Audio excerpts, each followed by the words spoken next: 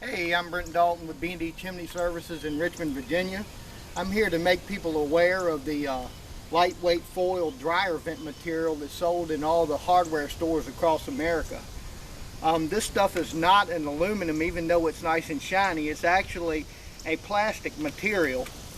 And as you can see on this material, it even has a UL listing label that says closed dryer transition duct. Now all your dryers in the country have a sticker on the back of the dryer that is a warning label not to use this lightweight material. So we don't recommend this, and I want to give you an example of what happens if you were to have a fire inside this product. I want to show you what can happen to it.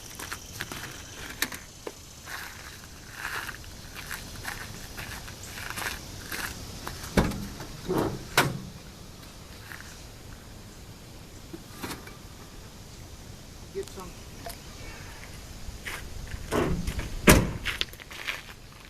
Okay, we're going to take a piece of lint that we've gotten out of dryer, and we're going to stick it in the end of this to simulate a dryer fire.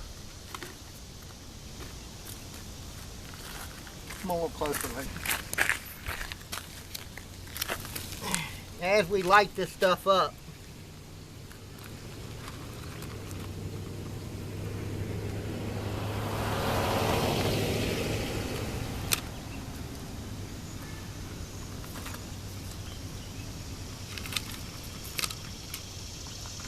okay, as you can see, it starts to burn fairly rapidly.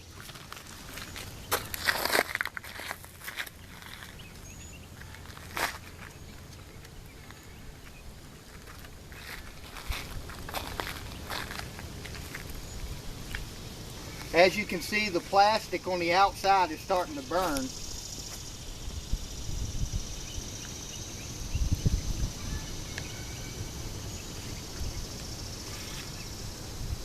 And you can see this is this is not a flammable material, right?